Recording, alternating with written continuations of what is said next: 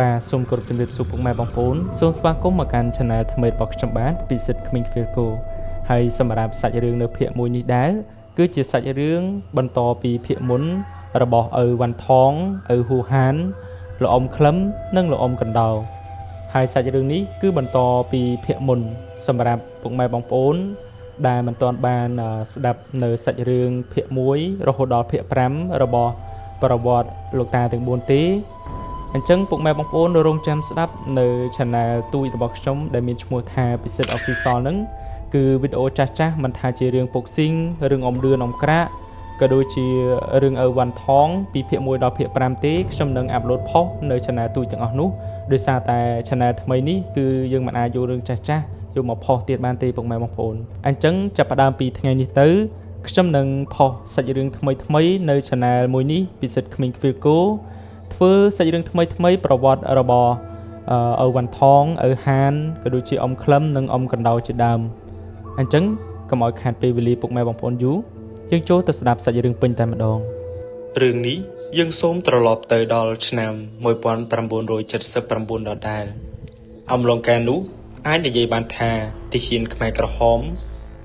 ពួកគេគឺបានចុះចូលជាមួយនឹងទាហានខាងរដ្ឋាភិបាលហើយដូច្នេះស្រុកទេសក៏ចាប់ផ្ដើមមានស្ថិរភាពបណ្ដើរ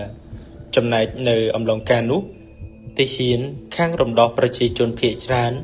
ពួកគេក៏ត្រូវបានលោកមីបញ្ជាការផ្សេងគឺពួកគាត់បានអនុញ្ញាតឲ្យទៅលេងផ្ទះសម្បែងព្រោះដោយសារតែប៉ុន្មានខែប៉ុន្មានឆ្នាំមកនេះគឺទាហានទាំងអស់បានដាក់កាយដាក់ជីវិតនៅលើសមរភូមិហើយមិនដែលស្គាល់ផ្ទះសម្បែងនោះទេអាចថាទាហានខ្លះគ្រួសាររបស់ពួកគេគឺត្រូវបានស្លាប់កាលសម័យអាពោតបាត់ទៅហើយចំណែកឯទាហានខ្លះទៀតក៏មិនដឹងថាគ្រួសាររបស់ពួកគេបានរសាត់អណ្ដែតឬក៏ភេសឹកទៅដល់ទីណានោះទេដូច្នេះម្នាក់ក្រោយពីដែលចប់សង្គ្រាមក៏បានសុំច្បាប់មេបញ្ជាការដើម្បីទៅតាមរកគ្រួសារនិងសាច់ញាតិដែលបានបាត់ខ្លួនហើយក្រឡេកមើលមកកាន់បងទាំង4វិញគឺបងថងបងហានបងកណ្ដោនិងបងក្លឹមពួកគាត់គឺដូចជាទាហានដតីដែរពួកគាត់ក៏ចេះនឹកផ្ទះនឹកគ្រួសារនិងចង់ទៅលេងស្រុកភូមិរបស់ខ្លួនដូចជាទាហានដតីយ៉ាងអញ្ចឹង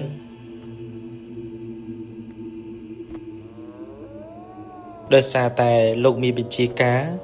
គឺគាត់ឲ្យធ្វើដំណើរទៅរកក្រុមគ្រួសារបានតែមួយអាទិត្យទេគឺគាត់មិនឲ្យទៅយូរឡើយ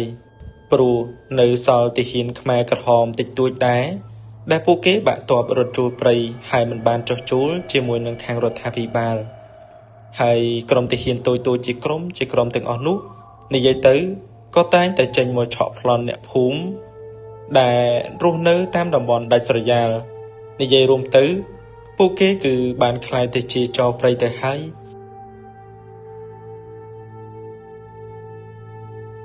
ក្រោយពេលដែលបងទាំង4ពួកគាត់បានសុំច្បាប់លោកអ៊ំយុទ្ធហើយបងទាំង4រួមទាំងទាហានដតីពួកគាត់ក៏បានឡើងទៅលើឡានទាហានហើយឡានទាហានមួយក៏បានដឹកពួកគាត់ដើម្បីឡើងទៅកាន់ថ្នល់ធំព្រោះជំរំទាហានរបស់គាត់នៅឆ្ងាយពីស្រុកភូមិបន្តិចដោយដែលបងប្អូនដឹងយ៉ាងអញ្ចឹង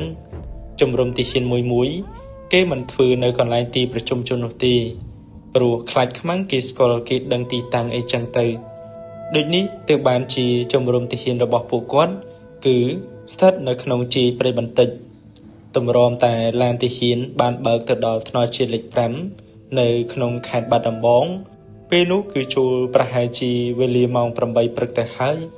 នៅពេលដែលទៅដល់ផ្លូវជាតិលេខ5ឡានទាហានក៏ឈប់ចំណែកឯក្រុមទាហានដតីពួកគេក៏នាំគ្នាចុះពីលើឡានដើម្បីកាក់ឡានធំដែលបើកឆ្លងកាត់នៅតាមផ្លូវគាត់ថានៅពេលដែលឈរកាក់ឡាននៅតាមផ្លូវនោះគឺពួកគាត់មិនសូវជាពិបាកនោះទេជាពិសេសគឺជាឡានធំដូចជាឡានដឹកប្រេងនិងឡានដឹកទំនិញជាដើមព្រោះឯកសណ្ឋានពួកគាត់គឺស្លៀកពាក់ជាទាហានដូច្នេះឡានទាំងអស់នោះនៅពេលដែលឃើញទាហានគេបកដៃឲ្យឈប់ឡានគេក៏ឈប់ព្រោះគេដឹងថាទាហានទាំងអស់នេះច្បាស់ជាសុំដោយសារទៅលេងស្រុកកំណើតហើយចំណែកបងទាំង4វិញពួកគាត់មិនសូវជាប្រញាប់ប្រញាល់នោះទេ ដោយពួកគាត់គឺទុកឲ្យទាហានទាំងអស់នោះគេឈរកាក់ឡាននៅតាមផ្លូវសិនចំណែកឯពួកគាត់គឺបានទៅអង្គុយហូបនំបញ្ចុកនៅកន្លែងខ្ទមលក់នំបញ្ចុកដ៏តូចមួយហើយពេលនោះបងប្អូនដឹងទេថាពួកគាត់គ្រាន់តែនំបញ្ចុកមួយចានគឺហូបសឹងតែចូល1ម៉ោងទៅហើយហេតុផលនោះដោយសារតែមានលោកយាយម្នាក់គាត់មានវ័យចូលប្រហែលជា60ឆ្នាំជាងទៅហើយគឺគាត់មានចៅក្រមុំម្នាក់អាយុប្រហែលជា20ទៅ21ឆ្នាំតែប៉ុណ្ណោះនាងនោះគឺនៅក្រមុំមិនទាន់មានប្តីទេហើយគាត់ថាស្អាតណាស់ណាមួយបងកាលនោះពួកគាត់មិនទាន់មានអ្នកណាមានគ្រួសារនោះទេហើយដោយដែលបងប្អូនដឹងយ៉ាងអញ្ចឹងទាហានគឺនៅតែក្នុងព្រៃច្បាំងតែនៅក្នុងសមរភូមិតែប៉ុណ្ណោះយូរម្ដងនៅពេលដែលជួបនារីក្រមុំដ៏ស្រស់ស្អាតបែបនេះពាក្យពេចន៍សម្ដីនិយាយលេបខៃក៏ចេះតែចេញមកខ្លះហើយបើបងថងបងហាននិងបងក្លឹមវិញពួកគាត់មិនសូវមុតកប៉ុន្មានទេណាស់តែបងកណ្ដោតើគាត់ហូបនំបញ្ចុកមួយម៉ាត់គាត់និយាយឡើងស្ងួតបំពង់កទើបគាត់ហូបនំបញ្ចុកទៀតហើយនាងនោះនាងចេះតែអៀនមិនសូវហ៊ានមើលមុខបងឡើយ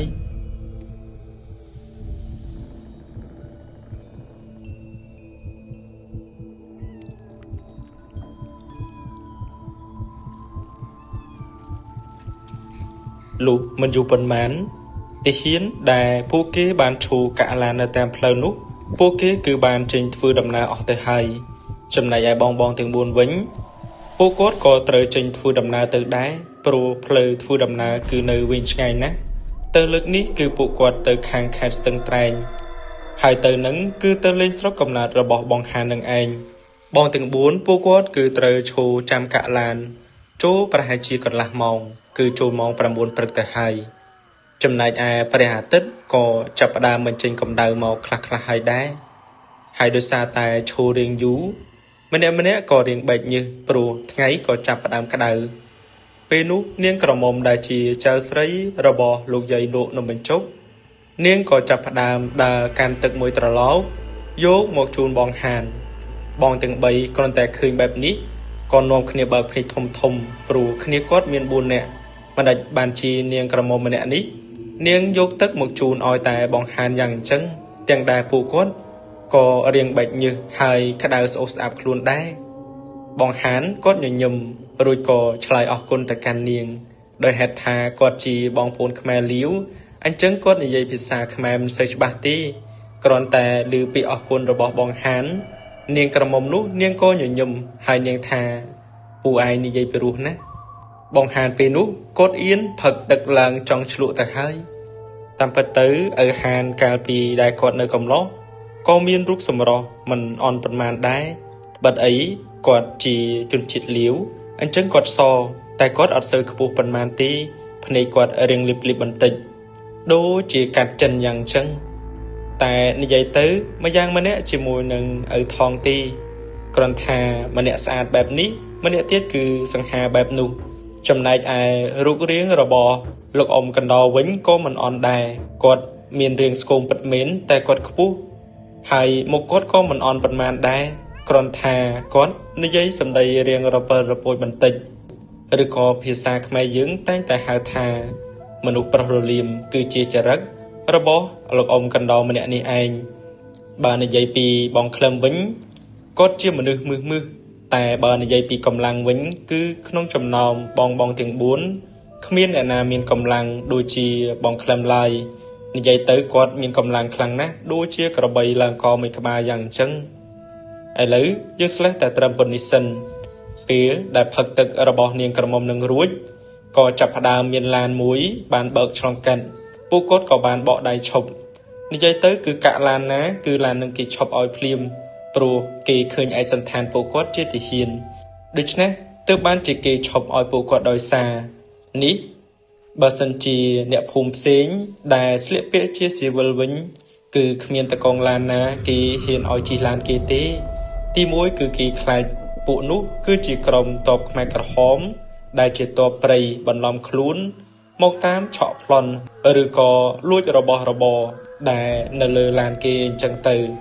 ពេលខ្លះពួកគេថែមទាំងលួចសម្លាប់តកងឡាន ហើយយកឡាននឹងក៏មានដែរគឺឲ្យតែទៅដល់កន្លែងស្ងាត់ពួកនឹងគឺដឹងតែធ្វើសកម្មភាពហើយសម័យនោះដោយសារតែនៅសម្បូរចោលផងតកងឡាននៅពេលដែលគេឃើញមានមនុស្សពីឯកសន្តានជាទាហានបែបនេះគឺគេទុកចិត្តឲ្យឡើងជិះឡានគេព្រោះខ្លាចនៅតាមផ្លូវជួបក្រុមឆក់ប្លន់អីចឹងទៅព្រោះផ្លូវការនោះគឺស្ងាត់ណាស់ត្បិតតែនៅតាមផ្លូវជាតិលេខ5ពិតមែនប៉ុន្តែនៅតាមដងផ្លូវទៅរហូតគឺមានតែផ្ទះស្បូវបាក់បែកទ្រុឌទ្រោមផ្ទះខ្លះគឺមិនមានមនុស្សរស់នៅឡើយអាចនិយាយបានថាទើបតែរួចផុតពីសង្គ្រាមថ្មីដូច្នេះមើលទៅទស្សនវិជ្ជាការចំនួននោះគាត់ថាគឺលហលហេវខ្លាំងណាស់ផ្លូវជាតិលេខ5ក៏មិនសូវមានឡានបើកឆ្លងកាត់នោះដែរហើយមនុស្សក៏មិនសូវឃើញមាននៅតាមផ្លូវឡើយគាត់ចាំបានថាកាលនោះគឺគាត់ជិះឡានដឹកទំនិញមួយដែលមានតកងឡានម្នាក់មានឈ្មោះថាពូជាប៉ុន្តែឥឡូវគាត់គឺមានអាយុ80ទៅ90ឆ្នាំហើយក៏មិនដឹងហើយតម្រាំតែបងទាំង4ពួកគាត់ធ្វើដំណើរទៅដល់ខេត្តស្ទឹងត្រែងគឺត្រូវជិះឡាន 3-4 តង់ឯណោះហើយសិតតែជាឡានដែលសុំដោយសារគេទៀតដោយសារតែពួកគាត់ស្លៀកឯកសន្តានជាទាហានទៅជាមួយដូច្នេះទើបតកងឡានទាំងអស់នោះគេចេះតែឲ្យពួកគាត់ដោយសារចំណែកឯការធ្វើដំណើរនៅតាមដងផ្លូវដូចជាខ្ញុំនិយាយខាងដើមវីដេអូយ៉ាងអញ្ចឹងគឺក្រឡេកមើលទៅកាន់ផ្ទះឬក៏ភូមិដែលដាច់ស្រយាលនៅជាប់នឹងដងផ្លូវភូមិខ្លះក៏សម្បូរមនុស្សរស់នៅឯភូមិខ្លះទៀតគឺមិនសូវមានមនុស្សរស់នៅច្រើនកុះករឡើយហើយមនុស្សទាំងអស់នោះភាគច្រើនគឺមិនទាន់មានសម្លៀកបំពាក់ស្អាតបាតស្លៀកពាក់នៅឡើយទេភាគច្រើនគឺមនុស្សទាំងអស់នោះពួកគាត់ស្លៀកពាក់តែសម្លៀកបំពាក់ឈុតខ្មៅតែមួយមុខតែប៉ុណ្ណោះគឺពួកគាត់ធ្វើដំណើរចូលប្រហែលជា2ថ្ងៃទើបបានទៅដល់ខាងស្រុកថាឡាបរិវត្តនៅក្នុងខេត្តស្ទឹងត្រែងគឺជាស្រុកកំណើតរបស់ឪហានហើយនៅពេលនោះពួកគាត់ត្រូវធ្វើដំណើរវែងឆ្ងាយទៀតណាព្រោះត្រូវចេញពីក្រុងដើម្បីធ្វើដំណើរទៅតាមតំបន់វាលស្រែជនបទដែលនៅឆ្ងាយព្រោះភូមិស្រុករបស់គាត់មិនបានជាប់នឹងក្រុងឡើយ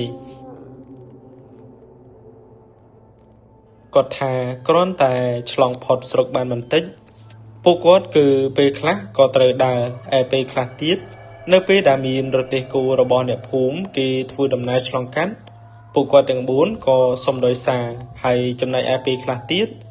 ក៏ត្រូវសុំដោយសាររទេះសេះដែលគេដឹកអំបិលយកទៅលក់នៅតាមស្រុកភូមិនឹងឯងហើយចៃដន្យខ្លាំងណាស់នៅថ្ងៃនោះពួកគាត់គឺបានជួបជាមួយនឹងពូម្នាក់ដែលគាត់គឺជាអ្នកដឹកអំបិលលក់ហើយបានរទេះសេះគាត់នឹងហើយដែលបងទាំង4ពួកគាត់បានជិះទៅរហូតបានទៅដល់ស្រុកកំណើតរបស់ឪហានស្មាទុគ្រាន់តែទៅដល់ស្រុកកំណើតឪហានភ្លាមបងកណ្ដោគាត់ក៏លន់មាត់គាត់ថាយីនឹងមែនស្រុកហែងហានបងហានក៏ងក់ក្បាលរួចបងកណ្ដោគាត់ក៏និយាយទៀតយីស្រុកអីម្ដេចក៏ចេះសំបែងបាក់បែកអស់យ៉ាងអញ្ចឹងហើយថែមទាំងមានព្រៃដុះស៊ុបទ្រពទៀតឬបែបនេះបងថងគាត់ក៏បានយកដៃខ្ទប់មាត់បងកណ្ដោរួចគាត់ក៏ក្រវីក្បាលគឺឲ្យសញ្ញាថាកុំឲ្យគាត់និយាយផ្ដេសផ្ដាស់ទៀតបងហានពេលដែលឃើញទស្សនវិជ្ជាភូមិចាស់របស់គាត់មានសភាពបែបនេះគាត់គឺពិតជាមានការស្រងាក់ចិត្តខ្លាំងណាស់ព្រោះមិនដឹងថាក្រុមគ្រួសារគាត់រត់សត្វអណ្ដែតទៅដល់ទីណានោះទេប៉ុន្តែក៏ឃើញអ្នកភូមិមួយក្រុមដែលគេបានត្រឡប់មកវិញហើយអាចថាមាន5ទៅ6គ្រួសារដែរបើសរុបទៅអ្នកភូមិទាំងអស់នោះគឺមានគ្នាប្រហែលជា10នាក់ជាងពួកគេគឺកំពុងតែជួសជុលផ្ទះក៏ដូចជារៀបចំកន្លែងរស់នៅផ្ទះចាស់របស់គេអីចឹងទៅបងហាននៅពេលនោះគាត់ក៏បាននាំពួកបងទាំង3ដើរចូលទៅសួរសុខទុក្ខអ្នកភូមិទាំងនោះដោយពួកគាត់គឺសុទ្ធតែធ្លាប់ស្គាល់គ្នាពេលដែលឃើញមុខគ្នាបែបនេះម្នាក់គឺសឹងតែហូរទឹកភ្នែករៀងខ្លួនហើយដោយហេតុថាក្រោយពីសម័យសង្គ្រាមគឺមានអ្នកភូមិគាត់ច្រើនណាស់ដែលបានជម្លៀសខ្លួនចេញពីភូមិហើយអ្នកខ្លះគេក៏ត្រូវបានស្លាប់ក្នុងសម័យអាពោតឯអ្នកខ្លះទៀតដែលមានជីវិតរស់រានរហូតដល់សពថ្ងៃគឺសុទ្ធតែជីវិតថ្លៃហើយ បងហានគាត់មិនចាំយូរនោះទេគាត់សួរថាតើឃើញក្រុមគ្រួសារគាត់ដែរឬអត់ព្រោះគាត់មានប្អូនប្រុសម្នាក់ជាមួយនឹងម្ដាយអាយុប្រហែលជា50ឆ្នាំនិងមានឪពុកអាយុប្រហែលជា54ទៅ55ឆ្នាំមិនដឹងថាពួកគាត់ចំលៀសខ្លួនទៅដល់ទីណានោះទេ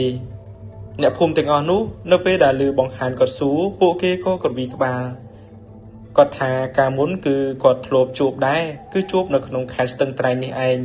គឺនៅម្ដុំព្រំដែនជាប់ប្រទេសឡាវឯណោះប៉ុន្តែក្រោយមកពួកយើងក៏បានបែកគ្នាមិនដឹងថាពួកគាត់រត់សត្វអណ្ដែតដល់ទីណានោះទេឮបែបនេះបងហានគាត់ក៏ស្រក់ទឹកភ្នែកច្រោកបងថងនៅពេលដែលឃើញមិត្តភ័ក្តិមានអាការៈបែបនេះគាត់ក៏បានយកដៃទៅអង្អែលខ្នងរួចនិយាយលងថាបានហើយសម្លាញ់តាមមើលពួកគាត់មិនមានរឿងអ្វីកើតឡើងទេចាំឯងរៀបចំផ្ទះឲ្យស្រួលបួលសិនទៅណាមួយមានពួកយើងដែរតើពួកយើងនឹងជួយរៀបចំផ្ទះសម្បែងឯងរួចរាល់និងជួយទៅតាមរោគឪពុកម្ដាយរបស់ឯងមនុស្សល្អព្រះនឹងតាមថែរក្សាឯងកុំពិបាកចិត្តខ្លាំងពេកបងកណ្ដោឃើញគាត់មាត់រពើរពោចចឹងមែនតែដោយឃើញបងហានពិបាកចិត្តបែបនេះគាត់ក៏មកជួយនិយាយលងដែរទាំងបងក្លឹមក៏ដូចគ្នា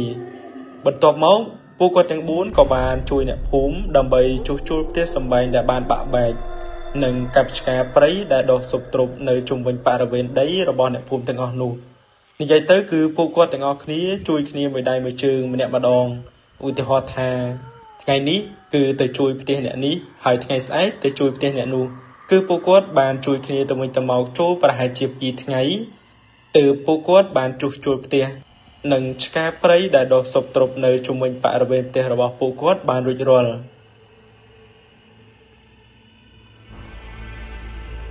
ហើយបើនិយាយពីអ្នកភូមិរបស់ឪហានដែលជាបងប្អូនខ្មែរលាវវិញពួកគាត់គឺពិតជាចូលចិត្តមកកាន់ក្រុមរបស់ឪថងបងកណ្ដោនិងបងក្លឹមណាព្រោះបងទាំង3ពួកគាត់គឺបានជួយអ្នកភូមិច្រើនណាស់ជាពិសេសគឺជាបងក្លឹមនឹងឯងអ្នកភូមិម្នាក់គឺសុទ្ធតែបើកភ្នែកធំសម្លឹងមើលទៅកាន់បងក្លឹមពីកម្លាំងរបស់គាត់ព្រោះឈើខ្លះអ្នកភូមិគេលើករហូតដល់2ទៅ3នាក់ឯណោះប៉ុន្តែក្រឡេកមើលទៅកាន់បងក្លឹមវិញគឺគាត់លីតែម្នាក់ឯងតែប៉ុណ្ណោះតើអ្នកណាដែលគេមិនឆ្ងល់អ្នកភូមិគេសុទ្ធតែលន់មាត់គ្រប់គ្នាថាបងក្លឹមគាត់មានកម្លាំងខ្លាំងណាស់ហើយគេថែមទាំងនិយាយទៀតថាបើសិនជាគេមានកូនស្រីគេនឹងលើកឲ្យហើយតែអាផបណាស់គ្រួសារទាំងអស់នោះពួកគាត់គឺគ្មានកូនក្រមុំនោះទេមានដែរគ្រាន់ថាជាកូនស្រីដែលគ្នាមិនទាន់ពេញវ័យហើយពួកគាត់ថែមទាំងនិយាយថាបើសិនជាអាចគឺរងចាំ3ទៅ4ឆ្នាំទៀតកូនរបស់ពួកគាត់នឹងពេញក្រមុំហើយអ្នកភូមិគេនិយាយបណ្ដាពួកគាត់ក៏សើចបណ្ដាបងក្លឹមឮអញ្ចឹងគាត់គឺបានត្រឹមតែញញឹមនោះទេគាត់មិនបានតបអ្វីឡើយគាត់ថាគឺគាត់ជួយសុចដោយចិត្តគាត់មិនចង់បានអ្វីពីអ្នកភូមិនោះទេហើយអ្នកភូមិដល់ពេលឮអញ្ចឹងពួកគាត់រឹតតែស្រឡាញ់ពួកបងលើសដើមចំណែកឯបរិយាកាសនៅក្បែរភូមិរបស់បងហានទៀតសោត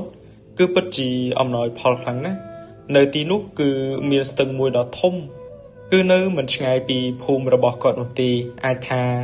ដើរចូលប្រហែលជា5ទៅ600ម៉ែត្រគឺដល់ទឹកស្ទឹងនឹងហើយម្យ៉ាងវិញទៀតនៅក្បែរភូមិរបស់គាត់គឺមានព្រៃមួយដ៏ធំព្រៃនោះបងប្អូនដែលនៅទីនោះគឺគេហៅថាព្រៃលាវព្រោះនៅម្ដុំនោះគឺសុទ្ធតែជាភូមិបងប្អូនខ្មែរលាវអញ្ចឹងទើបបានជាគេហៅថាជាព្រៃលាវបែបនេះនិយាយទៅគាត់ថាព្រៃនៅខាងក្រោយភូមិនោះគឺធំខ្លាំងណាស់ហើយថែមទាំងមានភ្នំថែមទៀតបង្ហាញថាព្រៃនេះគឺធំណាស់សូម្បីតែអ្នកភូមិរបស់គាត់មួយចំនួនធំដែលប្រកបរបរព្រានព្រៃកាលពីមុនក៏មិនមានអ្នកណាដើរសពព្រៃនេះដែរ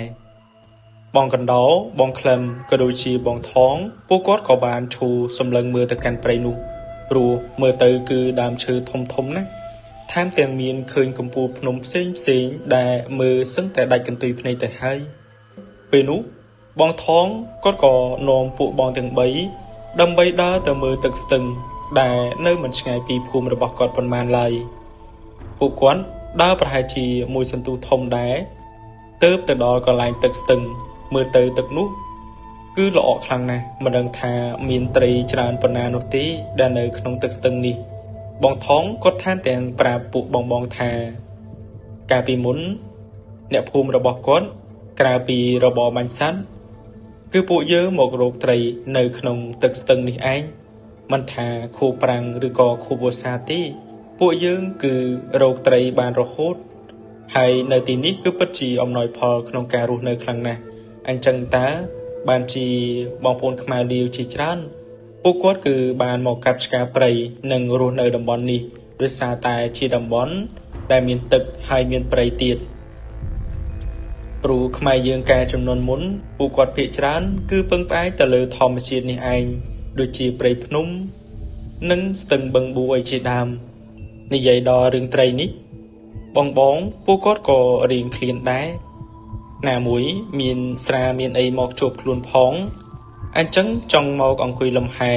នៅក្រោមម្លប់ឈើក្បែរមាត់ស្ទឹងនេះឲ្យបានយូរបន្តិចឆ្លៀតពេលនោះពួកគាត់ក៏នាំគ្នាចុះចាប់ត្រីតែគ្មានសំណាញ់គ្មានឧបករណ៍ចាប់ត្រីឡើយគាត់ថាចំនួននោះសម្បូរត្រីណាស់សំបីតែចាប់ឆៅនៅតាមគៀនច្រាំងក៏បានត្រីហូបដែរត្រឹមតែត្រីមួយហូបគឺមិនខ្វះនោះទេពាក្យថាចាប់ត្រីឆៅនេះគឺហៅដោយតំបន់នោះទេតំបន់ខ្លះគឺគេហៅភាសាផ្សេងអីចឹងទៅតែពួកគាត់គឺនិយាយតែអញ្ចឹងគឺមានន័យថាចោះចាប់ត្រីដោយដៃទទេគ្មានឧបករណ៍ឡើយ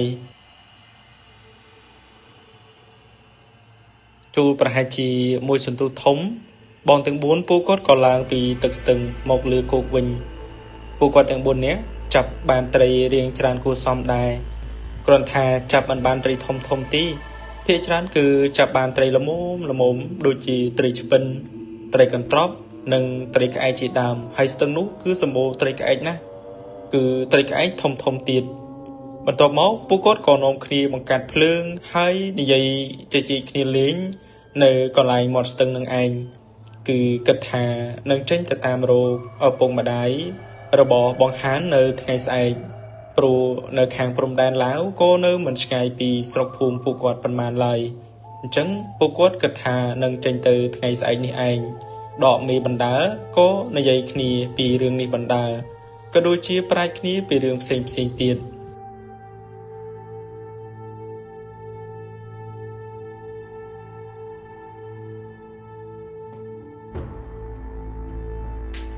លុះឈានចូលដល់ប្រលប់ក្បាលល្ងីបន្តិចពេលហ្នឹងស្រាប់តែបងកណ្ដោគាត់ក្រោកឈររួចសម្លឹងមើលទៅកាន់ភូមិហើយគាត់ក៏បានយកដៃចង្អុលថែមទាំងនិយាយទៀតថាចុះមិនបានជាផ្លូវនៅតាមភូមិមិនដេចបានជាហុយត្រលងខ្លាំងម្ល៉េះតិចលោមានវងសត្វព្រៃវាចូលមកក្នុងភូមិទៅតោះយើងទៅជួយអ្នកភូមិគាត់និយាយបណ្ដើអារម្មណ៍គាត់ចេះតែភ័យបណ្ដើចំណែកឯបងទាំង3ពេលនោះពួកគាត់ក៏រៀងមានការភ្ញាក់ផ្អើលដែរព្រោះក្រឡេកមើលទៅកាន់ដងផ្លូវដែលចូលទៅកាន់ភូមិរបស់គាត់គឺឃើញមានដីហុយត្រឡោមតែពួកគាត់មិនអាចមើលឃើញទិដ្ឋភាពនៅលើដងផ្លូវច្បាស់នោះទេត្បិតអីគឺនៅចម្ងាយឆ្ងាយពីគ្នារហូតទៅដល់5ទៅ600ម៉ែត្រឯណោះណាមួយមានព្រៃដុះស៊ុបទ្រប់បាំងភ្នែករបស់ពួកគាត់ផងមើលមិនសូវឃើញច្បាស់ឡើយដោយហេតុថាបារម្ភពីអ្នកភូមិបងទាំង4ពួកគាត់ក៏នាំគ្នាស្ទុះរត់ចូលទៅកាន់ភូមិតែម្ដង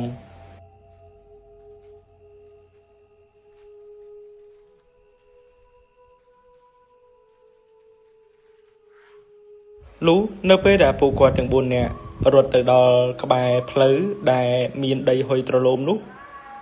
ស្រាប់តែពួកគាត់បានឮសំឡេងមនុស្សនិយាយគ្នានៅលើដងផ្លូវហើយក៏បានស្ដាប់ឮស្នូកង់រទេះគោបរនៅតាមដងផ្លូវដែរឮបែបនេះពួកគាត់ម្នាក់គឺពិតជាមានការភ្ញាក់ផ្អើលណាស់ថាម្ដេចបានជាមានមនុស្សច្រើនម្ល៉េះធ្វើដំណើរមកកាន់ទីនេះបងហានពេលនោះគាត់ក៏បើកភ្នែកធំគាត់ថាតិចលោជាអ្នកភូមិរបស់គាត់ដែលត្រឡប់ចូលមកកាន់ភូមិវិញទេដឹង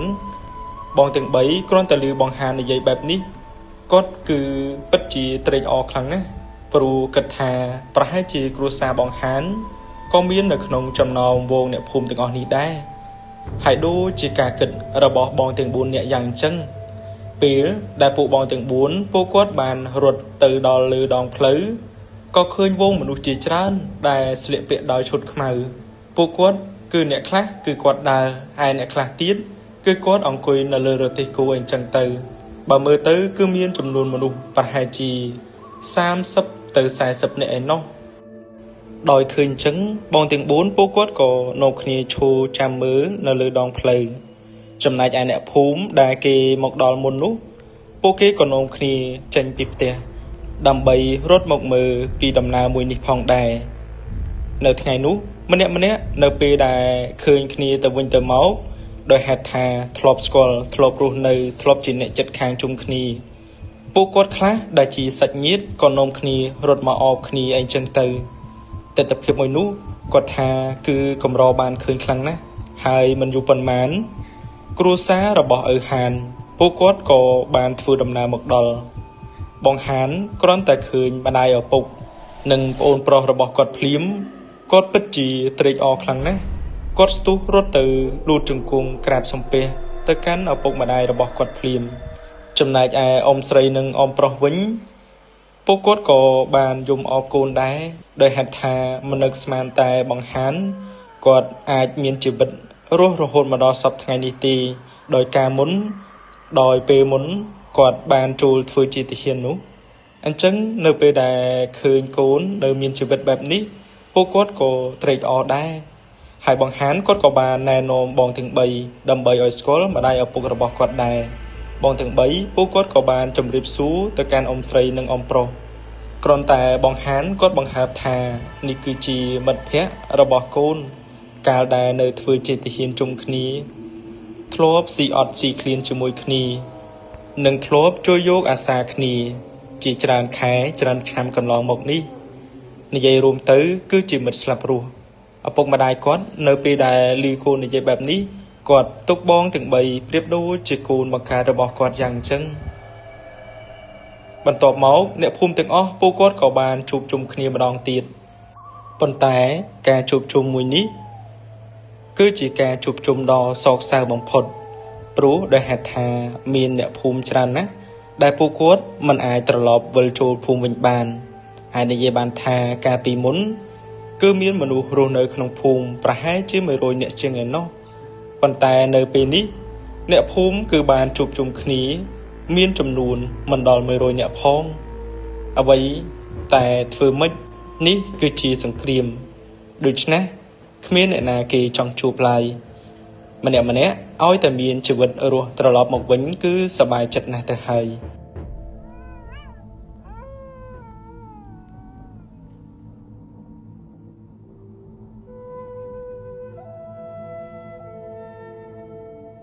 នៅពេលយប់អ្នកភូមិពួកគាត់មិនទាន់ចូលសម្រាននោះទេដោយហេតុថាបែកគ្នាយូរ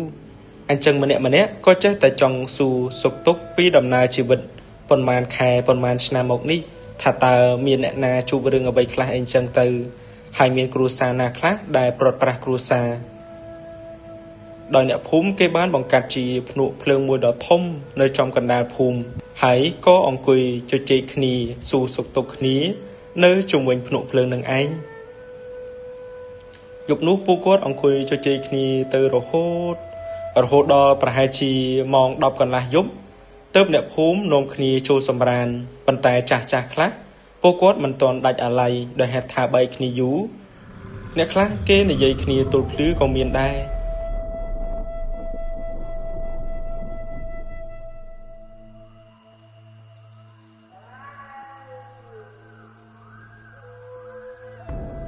លុះចូលដល់ថ្ងៃស្អែកបងហានដោយឃើញថាអ្នកភូមិរបស់គាត់មានរូបរាងកាយស្គមព្រោះប៉ុន្មានឆ្នាំមកនេះគឺគ្មានអ្នកណាហូបឆ្ងាញ់ដេកលក់ស្រួលទេអញ្ចឹងរូបរាងរបស់អ្នកភូមិម្នាក់គឺមានសភាពស្គមស្គាំងដូច្នេះបងហានគាត់ជាអ្នកលើកយកបល់មួយគាត់ក៏ខានហូបសាច់សត្វព្រៃជាច្រើនថ្ងៃច្រើនខែហើយមកដែរ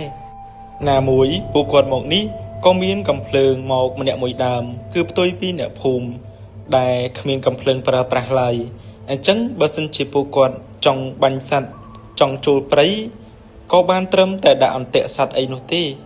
គឺមិនងាយបានសាច់សត្វព្រៃហូបឡើយ ដូចនេះទើបបងហានគាត់បបួលបងទាំង3ដើម្បីចូលទៅក្នុងព្រៃបាញ់សត្វ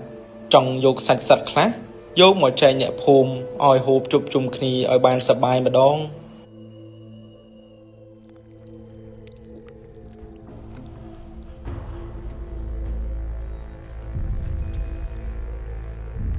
ដោយមុនចេញទៅបងហានគាត់បានប្រាប់ទៅកាន់ឪពុកម្ដាយរបស់គាត់ហើយថាគាត់នឹងចូលព្រៃប្រហែលជាមួយយប់ឬក៏2យប់នឹងត្រឡប់មកវិញហើយពួកគាត់ទៅនោះគឺទៅតែគ្នា4នាក់តែប៉ុណ្ណោះចំណែកឪពុកម្ដាយរបស់គាត់ក៏មិនហាមឃាត់ដែរណាមួយនិយាយឲ្យស្មោះត្រង់ចុះពួកគាត់ក៏ខានហូបសាច់ខានហូបឆ្អែតជាយូរខែឆ្នាំណាស់មកហើយបន្ទាប់មកពួកបងទាំង4នាក់ពួកគាត់ក៏ដើរស្ពីកំភ្លើងចូលទៅក្នុងព្រៃនៅខាងក្រោយភូមិនឹងតែម្ដងចំណែកឯអ្នកភូមិពួកគាត់ដែលទៅតែត្រឡប់ចូលមកកាន់ភូមិម្នាក់គឺមិនមានអ្នកណាទំនេរនោះទេព្រោះត្រូវជួសជុលផ្ទះសម្បែងដែលបែកបាក់ធ្លុះធ្លាយចំណែកផ្ទះរបស់អ្នកភូមិខ្លះ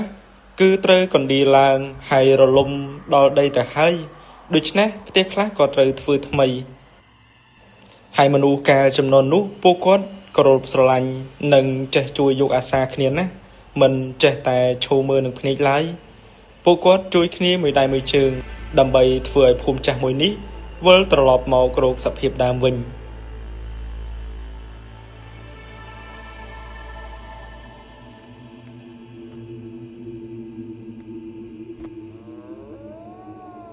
និយាយពីពួកបងទាំង4នាក់នៅពេលដែលដើរចូលទៅក្នុងព្រៃនោះថ្ងៃហ្នឹងគឺពិតជាសោយខ្លាំងណាស់ពួកគាត់មិនបានជួបសត្វព្រៃសូម្បីតែមួយក្បាលទាំងដែលបងហានគាត់បានប្រាប់ថាព្រៃនេះកាលពីមុនគឺសម្បូរសត្វព្រៃខ្លាំងណាស់មិនពិបាករកដូចឥឡូវនោះទេអាចថាប្រហែលសត្វព្រៃទាំងអស់នេះពួកវាផ្លាស់ទីលំនៅចូលទៅកាន់ព្រៃជ្រៅហើយមើលទៅ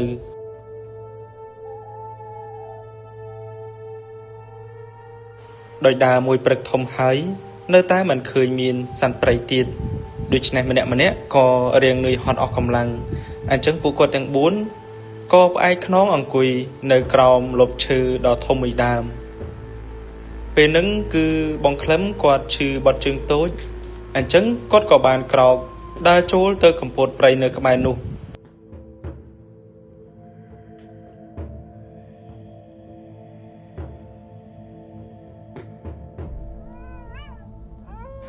ដោយមួយសន្ទុះក្រោយមកក៏ឮសំឡេងកូនសត្វជ្រូកព្រៃគឺវាយំហើយបងទាំង3ក្រឡេកមើលទៅ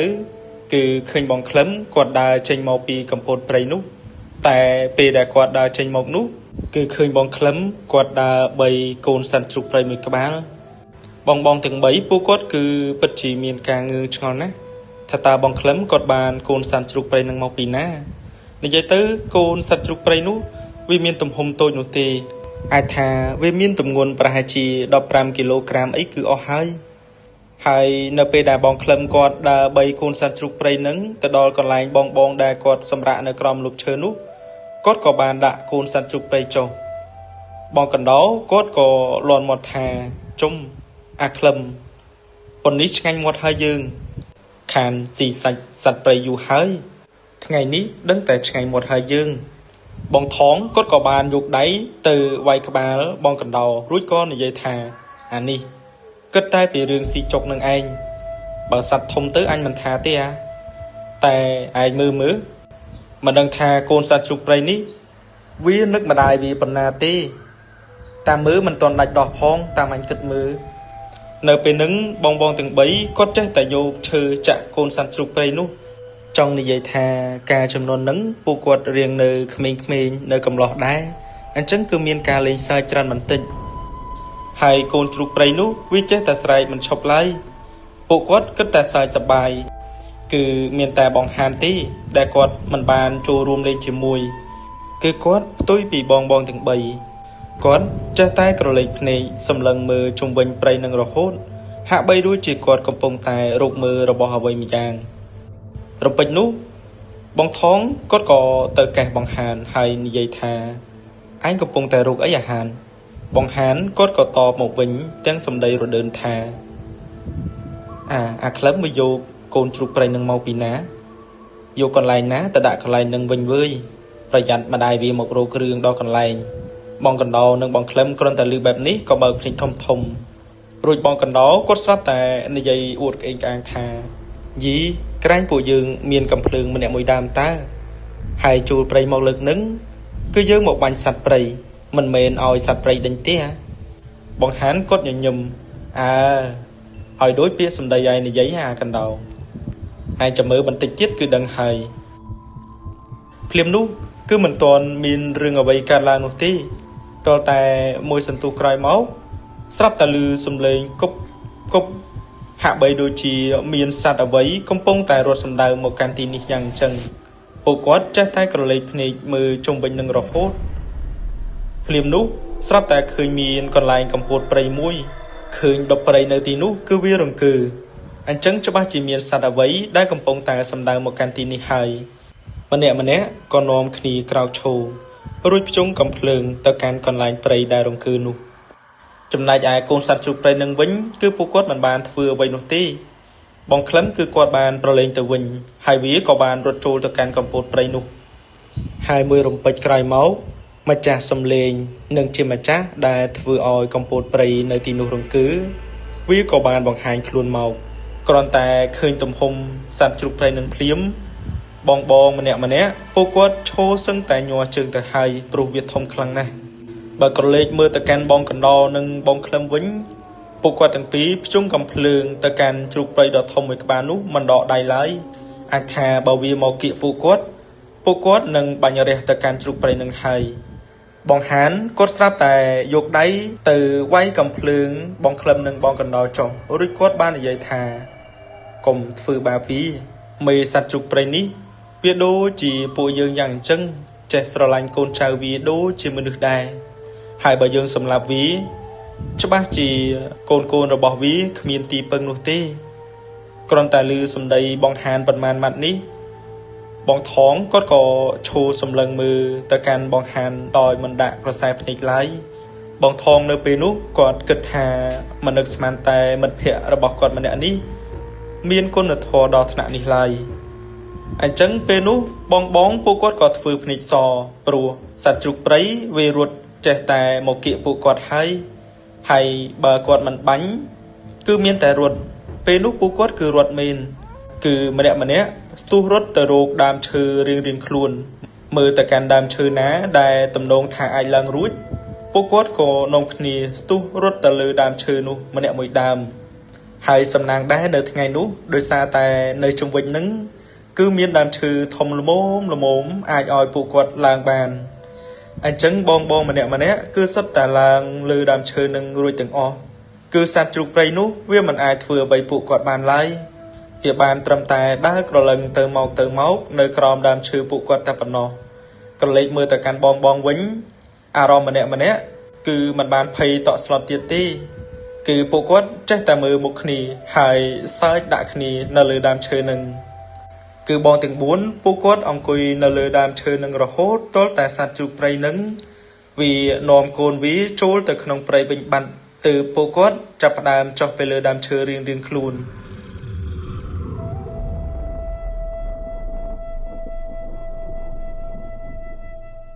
ថ្ងៃក៏រៀងជ្រេ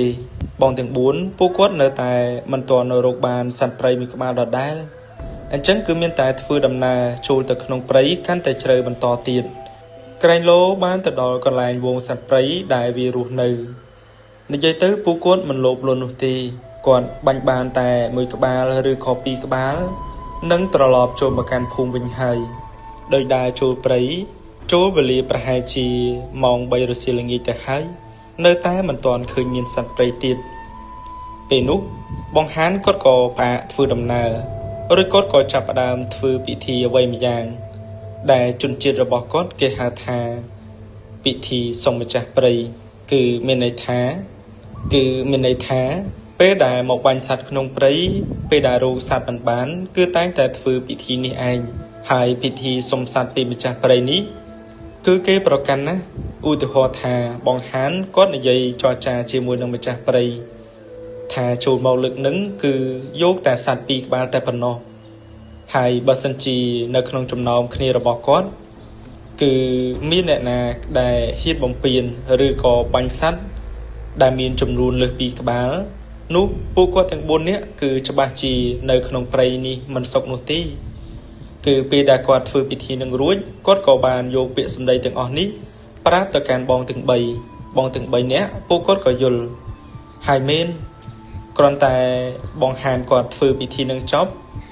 ពួកគាត់ដើរចម្ងាយបានប្រហែលជា200ម៉ែត្រតែប៉ុណ្ណោះគឺស្រាប់តែជួបប្រទះជាមួយនឹងសត្វឆ្លុះមួយក្បាលដែលវាកំពុងតែស៊ីស្មៅនៅក្បែរក្រោមម្លប់ឈើមួយដោយហេតុថានៅក្នុងចំណោមគ្នារបស់គាត់គឺមានតែបងថងនោះទេដែលគាត់មានទឹកដៃបាញ់កំភ្លើងត្រង់ជាងគេអញ្ចឹងសត្វទី1នេះគឺទុកឲ្យគាត់គឺជាអ្នកបាញ់បងថងក៏ដើរលោបដោយនៅចម្ងាយឆ្ងាយពីសត្វឆ្លុះប្រហែលជា40ទៅ50ម៉ែត្រតែប៉ុណ្ណោះស្នូគ្រាប់កំភ្លើងមួយគ្រាប់ក៏បានបន្លឺឡើងហើយសត្វឆ្លុះមួយក្បាលវាក៏បានដេកស្លាប់នៅក្រោមដើមឈើនឹងតែម្ដងម្នាក់គឺនាំគ្នាសប្បាយអន់ណាស់ព្រោះពួកគាត់បាញ់បានសត្វមួយក្បាលហើយគឺនៅរោគតែមួយក្បាលទៀតទេនឹងចេញពីព្រៃនេះហើយដោយមិនចាំយូរបងទាំង4ពួកគាត់ក៏នាំគ្នាជួយគ្នាមេដៃមួយជើងដើម្បីប្រលះយកសាច់សត្វឆ្លុះនោះយកប្រឡាក់អំបិលទុកឲ្យស្រួលបួលហើយបើជាទម្លាប់បងប្អូនជនជាតិរបស់បងហានគឺពួកគាត់មានទឹកមួយដបរួចក៏ដាក់អំបិលចូលប្រហែលជាមួយក្តាប់ឬក៏2ក្តាប់បន្ទាប់មកគាត់ក៏យកទឹកអំបិលដែលនៅក្នុងដបនោះយកទៅចាក់នៅលើសាច់សត្វរួចគាត់ក៏ទៅរកវល្លិព្រៃមួយយកវល្លិនោះទៅចងពីដើមឈើម្ខាងទៅដើមឈើម្ខាងទៀតប្រៀបដូចជាស្នួលហាលខោអាវយ៉ាងអញ្ចឹងបន្ទាប់ពីប្រឡាក់សាច់សត្វរួចរាល់អស់ហើយគឺពួកគាត់ក៏បានយកសាច់ទាំងអស់យកទៅដាក់ពាក់នៅលើវល្លិដែលគាត់បានចងនឹងឯងដោយបងកណ្ដោគាត់ឆ្កល់គាត់ថាដាក់អញ្ចឹងមិនខ្លាចអ្នកផ្សេងគេមកឃើញគេលួចយកទេអីបងហានគាត់សើចគឺគាត់សើចមួយទំហឹងតែម្ដងរបៀបថាជនជាតិរបស់គាត់ភាគច្រើនគឺគេធ្វើតែអញ្ចឹងឯងតែមិនមែនថាពួកគាត់ធ្វើនេះគឺដំឡូងមូលនោះទេមុនពេលដែលគាត់យកសាច់ដាក់ហាលនោះបងហានគាត់បានសូត្រនៅអាគមអ្វីម្យ៉ាងដែលជាអាគមជនជាតិរបស់គាត់គឺគាត់បង្ហើបបន្តិចថាចាំមើលថាតើមានអ្នកណាហ៊ានយកសាច់នេះដែរឬអត់តែស្រួលមិនស្រួលដើរចេញពីកន្លែងស្នួលហាលសាច់នេះមិនផុតផងហើយគាត់ក៏សាច់ក៏ក្អឹករបៀបថាជនជាតិគាត់គឺគេធ្វើតែអញ្ចឹងឯងហើយបើអ្នកណាដែលចេះអាគមខ្លាំងមានសមត្ថភាព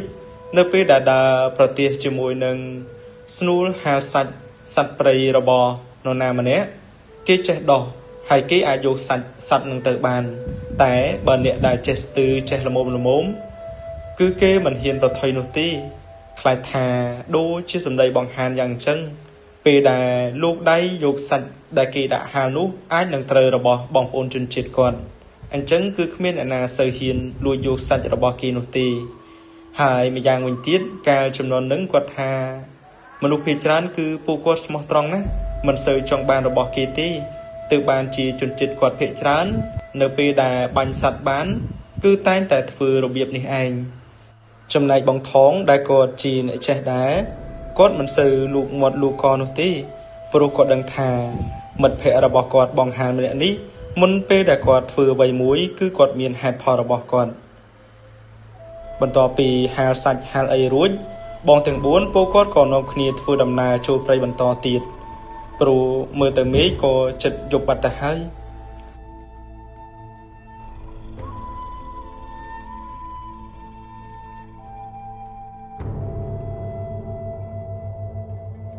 ថ្ងៃនោះបងទាំង4ពួកគាត់ចេះតែដើរចូលព្រៃជ្រៅទៅព្រោះពួកគាត់ចង់ប្រមាញ់សត្វព្រៃបានតែមួយក្បាលទៀតគឺនឹងចាក់ចេញពីព្រៃនេះហើយតាមមើលអាចថាប្រហែលជាវងសត្វទាំងអស់នោះពួកវាផ្អើលជាមួយនឹងស្នូគ្រាប់កំភ្លើងដែលបងថងគាត់បានបាញ់សត្វឆ្លុះអំបញ្ញមិញនឹងឯងមិនពិបាកយល់ទេព្រោះសម័យនោះជាសម័យសង្គ្រាមផងហើយសត្វព្រៃនេះពេលដែលឮស្នូគ្រាប់កំភ្លើងឬក៏ធំគ្រាប់រំសេវវាមិនហ៊ាននៅក្បែរឡើយ ហើយគ្រាន់តែពួកគាត់បានដើរចូលទៅកាន់តំបន់ព្រៃដែលសម្បូរទៅដោយដើមឈើធំៗនោះភ្លាមបងហាននិងបងថងគាត់ចេះតែមើលមកគ្នាទៅវិញទៅមកហាក់បីដូចជាមានរឿងក្នុងចិត្តចង់និយាយប្រាប់គ្នាទៅវិញទៅមកយ៉ាងអញ្ចឹងដោយមិនអស់ចិត្តបងទាំងពីរក៏បាននិយាយសួរនាំគ្នាទៅវិញទៅមកថាតើមានអារម្មណ៍ដូចគាត់ដែរឬអត់បន្ទាប់មកបងថងគាត់ជាអ្នកនិយាយមុនគាត់មានអារម្មណ៍ថាពួកយើងហាក់បីដូចជាចូលដល់ដែនសីមារបស់គេយ៉ាងអញ្ចឹងគឺចេះតែមានអារម្មណ៍ថាមានភ្នែកជាច្រើនគូតែងតែសម្លឹងមើលពួកយើងមកពីទីងងឹតបងហានគាត់ក៏ងក់ក្បាលភ្លាមរបៀបថាគឺគាត់គិតដូចជាបងថងយ៉ាងអញ្ចឹងចំណែកឯបងក្លឹមនិងបងកណ្ដោវិញពួកគាត់ដើរធ្វើរំភើយរបៀបថាអ្នកអត់ចេះជាមួយនឹងអ្នកចេះគឺអារម្មណ៍ខុសគ្នាដោយពេលនោះឃើញថាមេឃរៀបនិងងងឹតផងអញ្ចឹងពួកគាត់មិនអាចធ្វើដំណើរទៅទៀតបានទេបងហានគាត់ជាអ្នកបាក់ធ្វើដំណើររួចក៏និយាយទៅកាន់បងទាំង3ថាពួកយើងគួរតែសម្រាកនៅទីនេះហើយព្រោះមើលទៅមេឃក៏ល្ងឹតណាស់ហើយដែរបើបន្តដំណើរទៅទៀតខ្លាចថានឹងមានគ្រោះថ្នាក់បងក្លឹមនិងបងកណ្ដោគ្រាន់តែឮបងហានគាត់និយាយអញ្ចឹងបងទាំងពីរពួកគាត់ក៏យល់ភ្លាមតែគាត់និយាយម៉ាត់ណាគឺម៉ាត់នឹងហើយគាត់មិនមែនជាមនុស្សលេងសើចច្រើននោះទេបន្ទាប់មកបងទាំង4ពួកគាត់ក៏បំបែកគ្នាទៅរកឈើនិងរកវល្លិព្រៃដើម្បីមកធ្វើធ្នាក់សម្រាប់នៅក្នុងយប់នឹងព្រោះដូចជាបងប្អូនដឹងយ៉ាងអញ្ចឹងទម្លាប់អ្នកដើរព្រៃគេមិនដែលសម្រាប់ផ្ទាល់ដីឡើយព្រោះនៅទីណាក៏ដូចទីណាដែរសភាវៈដែលនៅក្នុងព្រៃគឺមានគ្រប់ទីកន្លែងគឺយើងមិនអាចធ្វើប្រហែសបាននោះទេ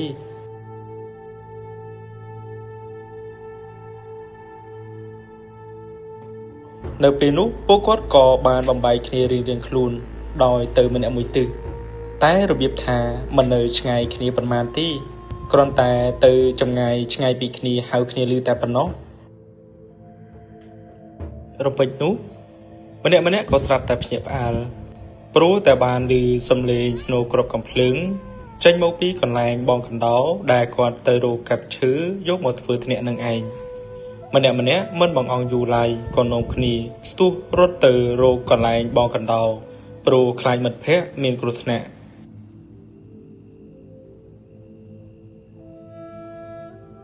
ពេលដែលរត់ទៅដល់ម្នាក់គឺសឹងតែដាច់ផ្ងា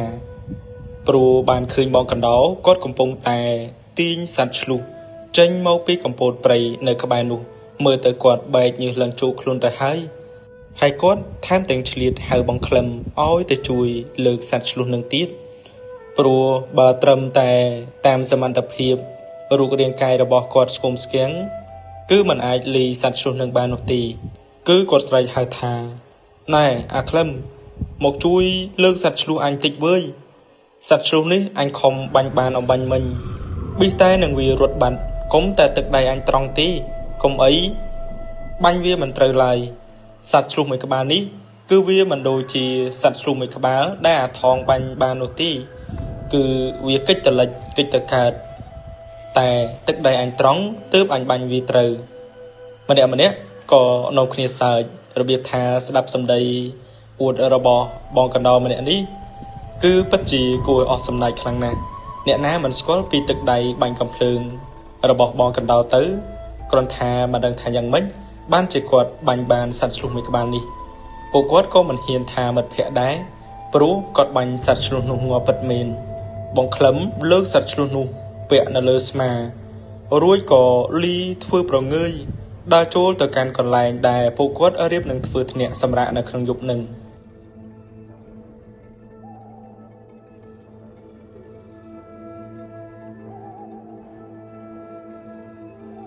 ល្ងាចនោះបងក្លឹមគាត់ជាអ្នកប្រលះសាច់សត្វឆ្លុះនោះម្នាក់ឯងរួមទាំងបង្កាត់ភ្លើងនៅកន្លែងក្រោមដើមឈើចំណែកឯបងហាននិងបងថងពួកគាត់គឺបានឡើងទៅខាងលើដើម្បីធ្វើធ្នាក់ឯបងកណ្ដោវិញគាត់ជាអ្នកហុចឈើនិងហុចវល្លិនៅខាងក្រោមពួកគាត់ធ្វើធ្នាក់ចូលប្រហែលជាជិត1ម៉ោងគឺមិនទាន់រួចរាល់ទេព្រោះធ្នាក់ត្រូវតែធ្វើឲ្យមាំខណៈពេលនោះ ស្រាប់តែបងថងនិងបងហានគាត់គឺបានឈោមើលពីលើដើមឈើហាក់បីដូចជាសម្លឹងមើលទៅកាន់អ្វីម្យ៉ាងដែលកំពុងតែធ្វើដំណើរមកកាន់កន្លែងពួកគាត់យ៉ាងអញ្ចឹងហើយមួយសន្ទុះក្រោយមកក៏ស្រាប់តែលេចចេញនៅវត្តមានរបស់បរោះវ័យប្រហែលជា50ឆ្នាំម្នាក់បរោះម្នាក់នោះមើលទៅការស្លៀកពាក់របស់គាត់មិនដូចជាអ្នកស្រុកភូមិនៅខាងក្រៅទេនៅក្រោយខ្នងរបស់គាត់គឺមានស្ពាយកំភ្លើងឆ្នុកមួយដើមដំណើរគាត់មួយសំដៅមកកាន់ទីកន្លែងដែលបងពួកគាត់កំពុងធ្វើធ្នាក់ពេលដែលដើរមកដល់គាត់ក៏ឈប់រួចសម្លឹងមើលបងក្លឹមនិងបងកណ្ដោដែលនៅក្រោមដើមឈើបន្ទាប់មកគាត់ក៏ឈរសម្លឹងមើលទៅកាន់បងថងនិងបងហានដែលកំពុងតែធ្វើធ្នាក់នៅលើដើមឈើបងក្លឹមនិងបងកណ្ដោពួកគាត់ពិតជាមានការភ្ញាក់ផ្អើលខ្លាំងណាស់ព្រោះពេលនោះជាប្រលប់ក្បាលល្ងាចផងស្មាទោគាត់មិនដឹងថាគឺជាមនុស្សឬក៏ខ្មោចនោះទេព្រោះទីព្រៃដែលបងគាត់ចូលមកនេះគឺព្រៃជ្រៅណាស់ទៅហើយមិនសមណាមានមនុស្សមកដល់កន្លែងនេះទេបងកណ្ដោគាត់ក៏ស្រែកសួរទៅកាន់លោកអ៊ំម្នាក់នឹងថាលោកអ៊ំតើលោកអ៊ំទៅណាមកណាលោកអ៊ំជាព្រានព្រៃដែលចូលមកបាញ់សត្វនៅក្នុងព្រៃនេះមែនទេមើលទៅកាន់លោកអ៊ំម្នាក់នោះគាត់ធ្វើមុខរៀងឆ្ងល់ហើយគាត់មិនបានតបទៅកាន់បងកណ្ដោនោះទេបងហានដល់ឃើញអញ្ចឹងគាត់ហាក់បីដូចជាដឹងអញ្ចឹងគាត់ក៏បាននិយាយជាភាសាលាវទៅកាន់បរោះម្នាក់នោះគឺគាត់ស្រែកសួរពីលើដើមឈើជាភាសាលាវទៅកាន់បរោះម្នាក់នឹងបងទាំង3ពួកគាត់មិនដឹងថាបងហានគាត់បាននិយាយពីអ្វីខ្លះទៅកាន់លោកអ៊ំព្រានព្រៃម្នាក់នោះឡើយចំណែកឯបរោះចំណាស់នោះគាត់ក៏បានឆ្លើយតបមកវិញមួយបន្ទាប់ពីបរោះវ័យចំណាស់ម្នាក់នោះគាត់តបបាន2-3ម៉ាត់គាត់ក៏បានដើរហួសកន្លែងបងទៅគឺគាត់ដើរសំដៅទៅកាន់កន្លែងដែលបងកណ្ដោគាត់បានបាញ់សត្វឆ្លុះនឹងឯងម្នាក់ក៏ចេះតែឈរសម្លឹងមើលទៅកាន់លោកអ៊ំម្នាក់នោះរហូតទាល់តែលោកអ៊ំម្នាក់នឹងគាត់ដើរផុតកន្ទុយភ្នែកបង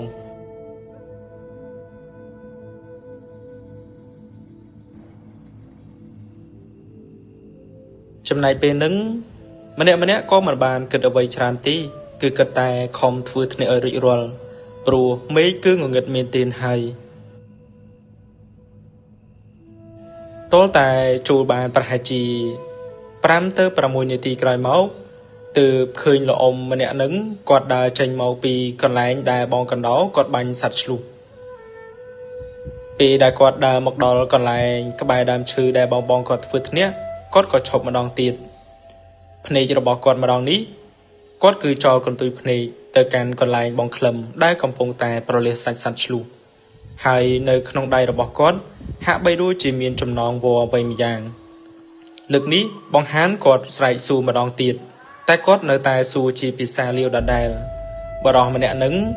ពេលដែលបងហានសួរលើកនេះគាត់មិនបានឆ្លើយតបនោះទេ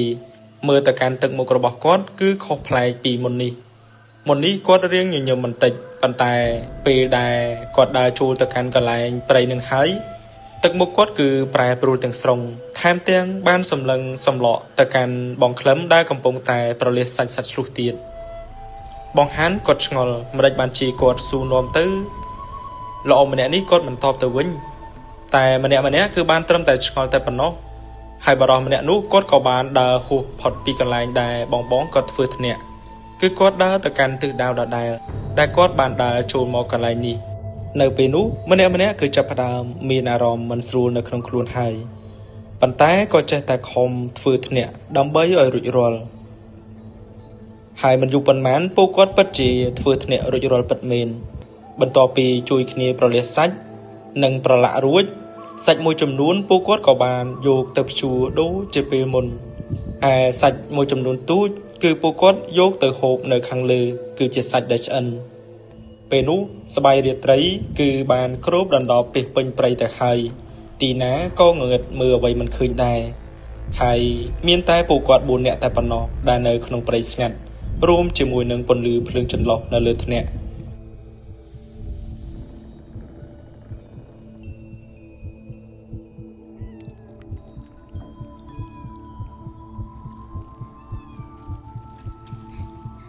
ប បន្ទាប់ពីហូបបាយពេលល្ងាចនៅលើថ្នាក់រួចបងក៏មិនភ្លេចនោះដែរគឺបងកណ្ដោគាត់មានស្រាថ្នាំមួយដបតូចយកមកតាមខ្លួននិយាយរួមទៅពួកគាត់គឺហូបតែម្នាក់មួយកែវពីរកែវទីដើម្បីឲ្យមានកម្ដៅនៅក្នុងខ្លួនព្រោះនៅក្នុងព្រៃពេលយប់ប្រលប់បែបនេះគឺទឹកសន្សើមធ្លាក់ខ្លាំងណាស់ធ្វើឲ្យពួកគាត់ក៏រៀងរងារៀងខ្លួនដែរម្យ៉ាងគាត់ហូបស្រាតែម្នាក់មួយកែវពីរកែវគឺដើម្បីឲ្យផ្លែកអារម្មណ៍ផងក៏ដូចជាជជែកគ្នាពីរឿងពីពេលថ្ងៃអីចឹងទៅនិយាយដល់ចំណុចនេះបងក្លឹមគាត់ក៏បានសួរទៅកាន់បងហានថាតើឯងបាននិយាយអ្វីខ្លះទៅកាន់លោកអ៊ំម្នាក់នោះហើយគាត់ជាអ្នកណារស់នៅឯណាឯងនិយាយជាភាសាលាវទៅកាន់គាត់មានទេព្រោះយើងក៏ធ្លាប់ឮឯងនិយាយភាសានេះទៅកាន់បងប្អូនអ្នកភូមិដែរបងហានគាត់ផឹកស្រាមួយកែវរួចក៏តបមកកាន់បងក្លឹមក៏ដូចជានិយាយប្រាប់ទៅកាន់បងថាគឺបរិសម្នាក់នោះគាត់ពីមុនគឺជាអ្នកស្រុកអ្នកភូមិដែលនៅខាងក្រៅដូចជាពួកយើងយ៉ាងអញ្ចឹងគឺកាលពីក្មេងគាត់ក៏ធ្លាប់ឃើញដែរប៉ុន្តែក្រោយពីដែលមានសង្គ្រាមមកគឺពួកយើងគឺសុទ្ធតែបែកខ្ញែកគ្នាមិននឹកស្មានថាគាត់មករស់នៅក្នុងព្រៃនេះសោះគឺមុននេះគាត់បានសួរថាតើគាត់ទៅណាគឺមុននេះគាត់បានសួរទៅកាន់លោកអ៊ំនឹងថាតើលោកអ៊ំទៅណាលោកម្នាក់នោះគាត់ថាគាត់មកមើលអន្ទាក់សัตว์គាត់ណាមួយមុននេះគាត់បានឮស្នូរសំឡេងគ្រប់កំភ្លើងផងទើបគាត់មកមើលហើយបន្ទាប់ពីគាត់តបរួចគាត់ក៏បានដើរចូលទៅកាន់កន្លែងដែលអាកណ្ដោពីបាញ់សัตว์ជ្រូកនឹងឯងពេលដែលចេញមកវិញដូចពួកយើងឃើញយ៉ាងអញ្ចឹងក្នុងដៃរបស់គាត់ឃើញមានចំណងខ្សែមួយហាក់បីដូចជាអន្ទាក់នោះត្រូវបាននរណាម្នាក់កាត់ផ្ដាច់យ៉ាងអញ្ចឹងបងកណ្ដោនៅពេលនោះគាត់លើកកែវស្រាឡើងញ័រដៃបងថងឃើញអញ្ចឹងគាត់ក៏ចាប់ដៃបងកណ្ដោភ្លាមគាត់សួរត្រង់ថាអាកណ្ដោឯងនិយាយប្រាប់យើងឲ្យច្បាស់មើលតើឯងបានធ្វើរឿងអ្វីហើយសัตว์ជ្រូកនោះឯងបាញ់បានដោយរបៀបណាបងកណ្ដោពេលនោះគាត់ផឹកស្រាមួយកែវរួចក៏និយាយទាំងទឹកមុខស្ងួតថាតាមពិតទៅមុនដំបូងគាត់ទៅរកកាប់ឈើដើម្បីយកមកធ្វើធ្នាក់ប៉ុន្តែស្រាប់តែឮសំឡេងព្រុសប្រាសនៅក្នុងព្រៃដូច្នេះគាត់ក៏បានដើរទៅមើលនៅពេលនោះគឺនៅចម្ងាយពីគ្នាប្រហែលជា20ម៉ែត្រតែប៉ុណ្ណោះគាត់គឺបានឃើញសត្វជ្រូកមួយក្បាលវាកំពុងតែឈរនិងដើរទៅមកដូច្នេះគាត់ក៏បានលើកកំភ្លើងបាញ់តែម្ដងគាត់បាញ់ទៅគឺត្រូវពិតមែនគាត់មិនបាននិយាយកុហកទេប៉ុន្តែនៅពេលដែលគាត់ដើរទៅកាន់កន្លែងសត្វជ្រូកនោះគាត់គឺបានឃើញចំណងមួយដែលជាប់នឹងជើងរបស់សត្វជ្រូកហាក់បីដូចជាសត្វជ្រូកនេះជាប់អន្ទាក់របស់នរណាម្នាក់យ៉ាងចឹងតែគាត់គិតថាប្រហែលជាមិនមែនអ្នកណាគេមកដាក់អន្ទាក់ក្នុងព្រៃជ្រៅបែបនេះទេគាត់គិតថាប្រហែលជាសត្វឆ្លុះមួយក្បាលនឹងគឺវាតាក់ជាមួយនឹងខ្សែដែលគេទុកចោលទើបបានជាវារុំជើងបែបនេះគាត់បានជាបាញ់សត្វឆ្លុះនឹងទៅហើយដូច្នេះគាត់ក៏បានយកកំបិតទៅកាប់ខ្សែដែលរុំជាមួយនឹងជើងសត្វឆ្លុះនោះរួចគាត់ក៏អូសចេញមកពីកន្លែងនឹងបងហានពេលដែលឮបងកណ្ដោគាត់និយាយបែបនេះហើយគាត់ក៏បានទម្លាក់ទឹកមុខចុះហាក់បីដូចជាគាត់ព្រួយបារម្ភជាមួយនឹងរឿងអ្វីដែលបំរុងតែនឹងកើតឡើងយ៉ាងចឹងបងថងគាត់ក៏និយាយរៀងសម្ដីខ្លាំងបន្តិចទៅកាន់បងកណ្ដោថារឿងធំដល់ថ្នាក់នេះមិនដេចឯងមិនប្រាប់ពួកយើងឲ្យដឹងបងកណ្ដោគាត់ក៏តបភ្លាមគាត់មិននឹកស្មានថានៅទីនេះគឺមានមនុស្សរស់នៅឡើយបើដឹងថាជារបស់គេគាត់មិនចង់បាននោះទេបងហានពេលហ្នឹងគាត់ក៏តបមកវិញដោយឃើញបងថងក៏រៀងខឹងគាត់ក៏និយាយថាណាស់ហើយចុះរឿងគឺបានคล้ายទៅជាបែបនេះហើយចាំដល់ថ្ងៃស្អែកព្រឹកចាំចុះពីលើថ្នាក់ទៅតាមរោផ្ទះរបស់គាត់ប្រហែលជាគាត់រស់នៅម្ដុំនេះឯងគឺពួកយើងត្រូវតែទៅសុំទោសគាត់ព្រោះតាមដែលគាត់ស្មានសត្វឆ្លុះនេះច្បាស់ជាជាប់អន្ទាក់របស់លោកអ៊ំម្នាក់នោះឯងហើយយើងគឺបានធ្វើខុសធ្ងន់ណាស់ដែលបានទៅកាប់ខ្សែចំណងអន្ទាក់របស់គេទៀតអញ្ចឹងដាច់ខាតត្រូវតែទៅសុំទោសគាត់មិនអាចប្រងើយកន្តើយបាននោះទេតែគាត់ខ្លាចថាយប់នេះមិនដឹងពួកយើងទាំង4នាក់សម្រាប់នៅលើថ្នាក់នេះបានសុខដែរឬអត់ឡើយ បងក្លឹមលឺអញ្ចឹងគាត់ក៏សួរទៀតថាឯងនិយាយមានឬក៏និយាយលេងអាហារតើគេចង់ធ្វើអីពួកយើងណាមួយពួកយើងមានកំភ្លើងម្នាក់មួយដើមដែរតើហើយគាត់មានតែម្នាក់ឯងតើខ្លាចគាត់ធ្វើអីហើយគាត់ជាមនុស្សចាស់ទៀតបងហានគាត់និយាយទាំងមុខស្មើឯងកុំឃើញគាត់ចាស់ហើយតែម្នាក់ឯងកុំមើងងាយគេសោះបើរឿងបាញ់កំភ្លើងបាញ់អីយើងមិនខ្លាចនោះទេព្រោះគ្នាយើងមានច្រើនគាត់ចង់មកសងសឹកក៏មិនប្រកាសថាឈ្នះពួកយើងដែរតែរឿងដែលគាត់ខ្លាចគឺគាត់ខ្លាចលោកអមម្នាក់នោះគាត់លេងភ្លើងងងឹតឬបែបនេះបងកណ្ដោគាត់ក៏បើកភ្នែកធំភ្លាមរបៀបថាគាត់ភ័យ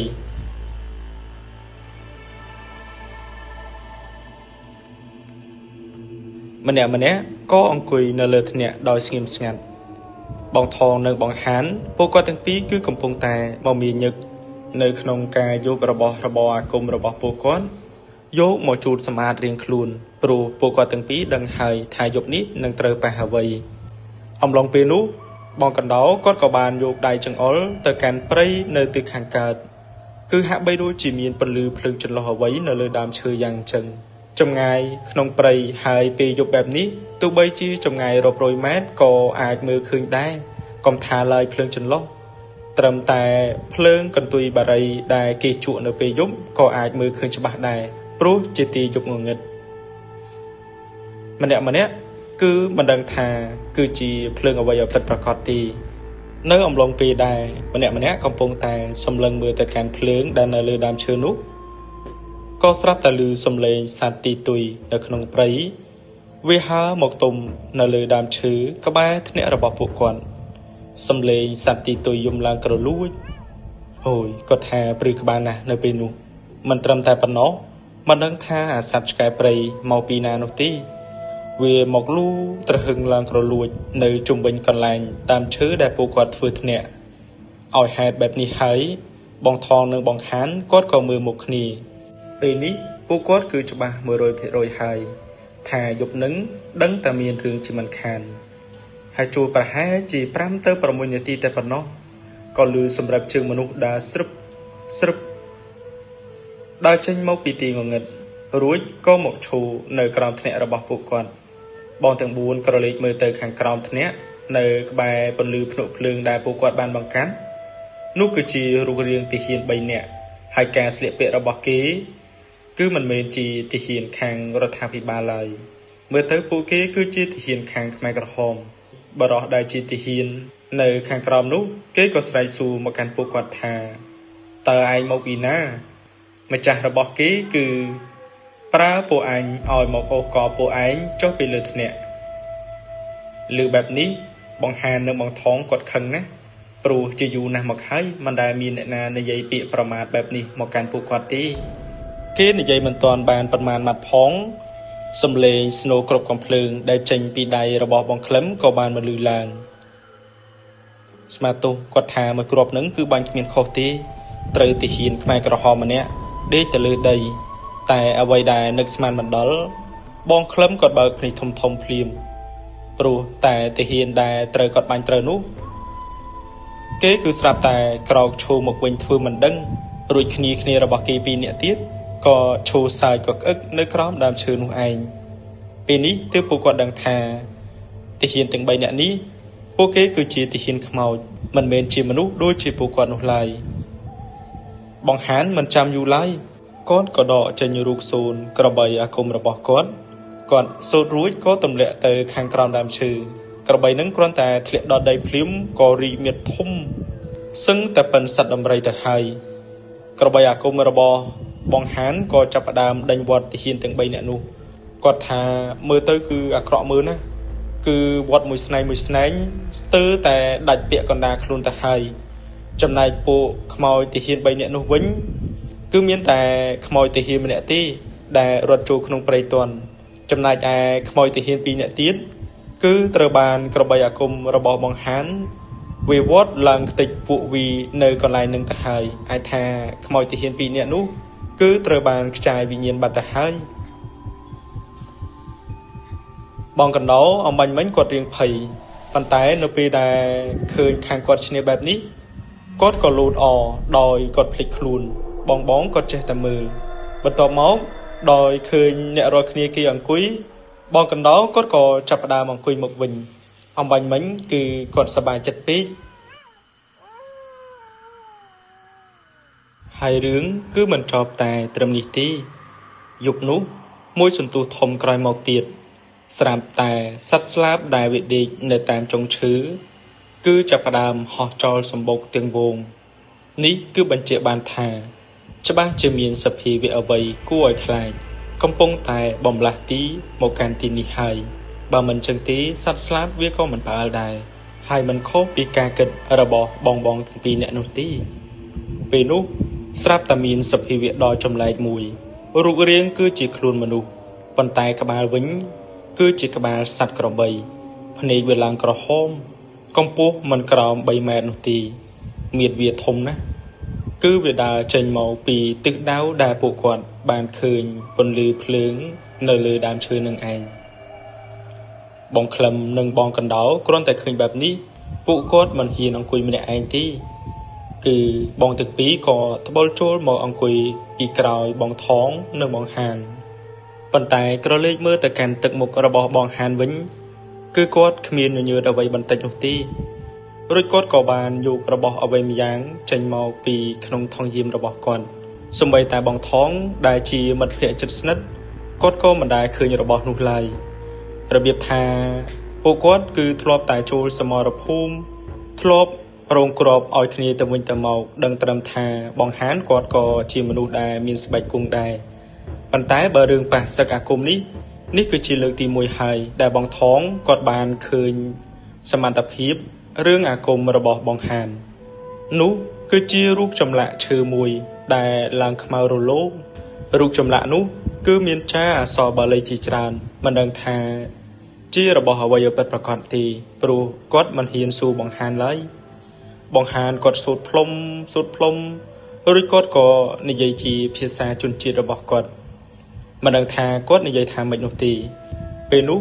ក៏លេចចេញជារូបរាងរបស់ក្មេងម្នាក់ដែលមានសម្បុរខ្មៅហើយថែមទាំងមានក្រណាត់ក្រហមចងជាប់នឹងខ្លួនប្រាណរបស់គេទៀតដំបូងក្មេងនោះគឺទូចទេប៉ុន្តែបន្ទាប់មក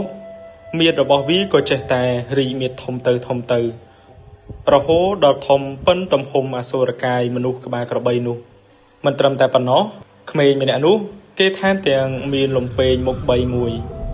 ហើយពេលនោះឆាកប្រយុទ្ធក៏បានចាប់ផ្ដើមនិយាយរួមទៅអសុរកាយខ្លួនមនុស្សក្បាលក្របីនោះមិនអាចទប់ទល់ជាមួយនឹងកម្មាទេពរបស់បងហានបានឡើយគឺអសុរកាយមាឌធំមួយក្បាលនោះក៏ត្រូវបានកម្មាទេពរបស់បងហានយកលំពេងមុខ3របស់គេចាក់ចំខ្លួនប្រាណរបស់អសុរកាយមួយក្បាលនោះរហូតទាល់តែវារលាយចំណែកឯអ្នកដែលបានប្រើរបស់នឹងមកវិញគេមិនបានបញ្ឈប់តែត្រឹមនេះទេយប់នឹងគឺគេប្រើរបស់មកច្រើនណាស់មានដូចជាគេប្រើព្រាយឲ្យមកប្រើពពួកខ្មោចព្រៃឲ្យមកកំចាត់ពួកគាត់ហើយថែមទាំងមានវិជ្ជាអាគមផ្សេងដែលបងគាត់មិនធ្លាប់ឃើញទៀតតែបងហានគាត់គឺពូកែខ្លាំងណាស់គាត់គឺអាចទប់ទល់ជាប់តែគាត់មិនទាន់បានវាយបកនោះទេរហូតទាល់តែដល់យប់រៀងជ្រៅបន្តិចម៉ោងគឺចូលវេលាប្រហែលជាម៉ោង11កន្លះយប់ទៅហើយម្នាក់គឺគ្មានអ្នកណាគេងងុយដេកនោះទេដោយសារតែជក់ភ្នែកជាមួយនឹងសឹកអាគមរវាងបងហានជាមួយនឹងគ្រូអាគមម្នាក់នោះហើយប្រហែលជាគ្រូនោះគេមិនអស់ចិត្តគេក៏បានប្រើសត្វដំរីដ៏ធំមួយក្បាលគេក៏បានប្រើដំរីអាគមដ៏ធំមួយក្បាលធ្វើដំណើរសំដៅមកកាន់កន្លែងធ្នាក់របស់ពួកគាត់ដំរីនោះគ្រាន់តែវាដើរមកដល់វាក៏ស្រែកឮខ្ទាល់ពេញព្រៃអំណាចវាគឺខ្លាំងណាស់ហើយដោយដែលបងប្អូនដឹងយ៉ាងអញ្ចឹងគឺគ្មានអំណាចសត្វអាគមអ្វីខ្លាំងស្មើអាគមសត្វដំរីនោះទេបងថងគ្រាន់តែឃើញសត្វដំរីនឹងភ្លាមគាត់ក៏ចាប់ផ្ដើមមានអារម្មណ៍មួយខ្លាចមិត្តភ័ក្តិទប់ទល់មិនជាប់គាត់គឺស្រវេស្រវាលោកចូលទៅកាន់ថង់យាមរបស់គាត់តែបងហានគាត់បានយកដៃទៅចាប់ដៃរបស់បងថងគាត់និយាយថាមិនបាច់ទេគឺទុកឲ្យគាត់ទប់ទល់តែម្នាក់ឯងបានហើយ ឯងអង្គុយចាំតែមើលទៅបន្ទាប់មកគាត់ក៏លូកដៃចូលទៅក្នុងថង់យាមរបស់គាត់ម្នាក់មិននឹកស្មានថាបងហានគាត់មានភ្លុកដំរីនោះទេតែភ្លុកដំរីនោះគឺមិនវែងប៉ុន្មានឡើយប្រវែងត្រឹមប្រហែលជាមួយចំអាមតែប៉ុណ្ណោះគាត់គឺបានដកយកមកមើលទៅកាន់ភ្លុកដំរីនោះមានចាអក្សរយន្តបាលីក៏ដូចជាមានរងខ្សែអំបោះសីមាថែមទៀតបងហានគ្រាន់តែគាត់ដកចេញពីថង់យាមរួចក៏សូត្រប្រសិទ្ធិរួចក៏ទម្លាក់ភ្លុកដំរីចុះទៅខាងក្រោមហើយស្រាប់តែលេចចេញនៅរូបរាងសត្វដំរីសមួយក្បាលដ៏ធំគឺសត្វដំរីសនោះធំជាងសត្វដំរីអាគមរបស់គ្រូអាគមម្នាក់នឹងទៅទៀតហើយដំរីនោះគ្រាន់តែឃើញដំរីរបស់ឪហានភ្លាមវាក៏ចាប់ផ្ដើមលូតជង្គង់ហាក់បីដូចជាវាស្គាល់ពីឫទ្ធិអំណាចរបស់សត្វដំរីសនេះយ៉ាងចឹងពេលហ្នឹងបងទាំង3ដែលនៅលើថ្នាក់ពួកគាត់គឺពិតជាមានការភ្ញាក់ផ្អើលខ្លាំងណាស់សូម្បីតែបងហានដែលគាត់ជាម្ចាស់ភ្លុកដំរីសនេះគាត់ក៏បើកភ្នែកធំមើលដែរគាត់មិននឹកស្មានថាអំណាចដំរីសរបស់គាត់នេះគឺមានឫទ្ធិអំណាចខ្លាំងដល់ថ្នាក់នឹងឡើយតែមើលទៅកាន់សត្វអាគមដំរីសរបស់បងហានវិញ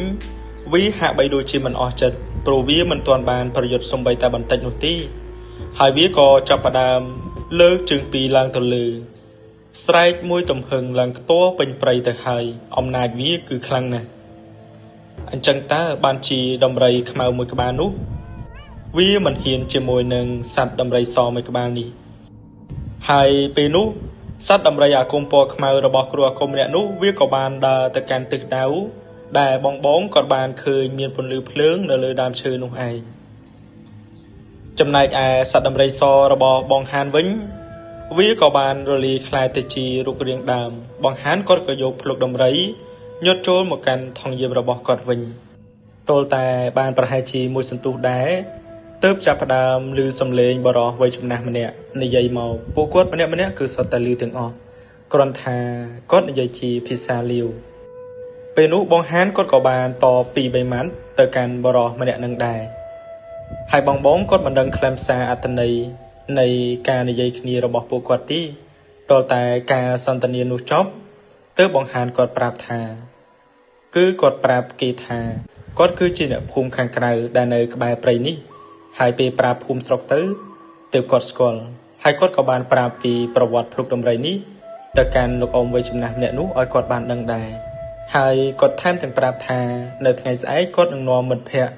ទៅសុំទោសពីរឿងសត្វឆ្លុះជាប់អន្ទាក់នេះគឺកុំឲ្យមានការយល់ច្រឡំនឹងគ្នាទៀតហើយនៅក្នុងយប់នោះគឺលែងមានរឿងអ្វីកើតឡើងទៀតហើយដូច្នេះបងពួកគាត់ក៏នាំគ្នាចូលសម្រានរៀងៗខ្លួនតលតែដល់ពេលព្រឹកឡើងទើបពួកគាត់ចុះពីលើថ្នាក់រួចក៏ធ្វើដំណើរសំដៅទៅកាន់ទិសដៅនៅព្រៃខាងកើតគឺជាកន្លែងដែលពួកគាត់បានឃើញពន្លឺភ្លើងនៅលើដើមឈើកាលពីយប់មិញនឹងឯង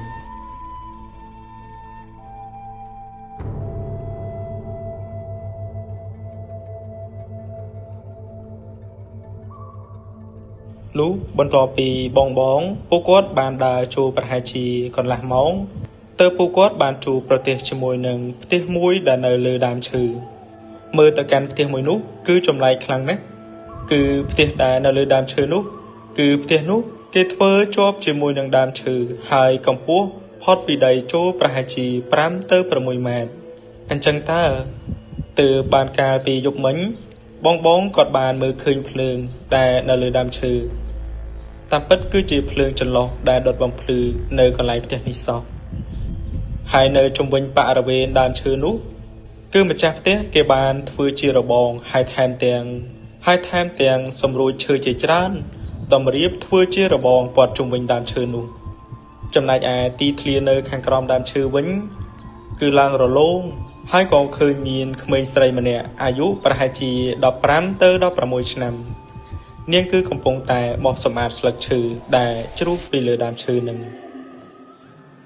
រំពេចនោះក៏ឃើញមានបរិះវ័យចំណាស់ម្នាក់ដែលពួកគាត់បានឃើញកាលពីម្សិលមិញនឹងឯង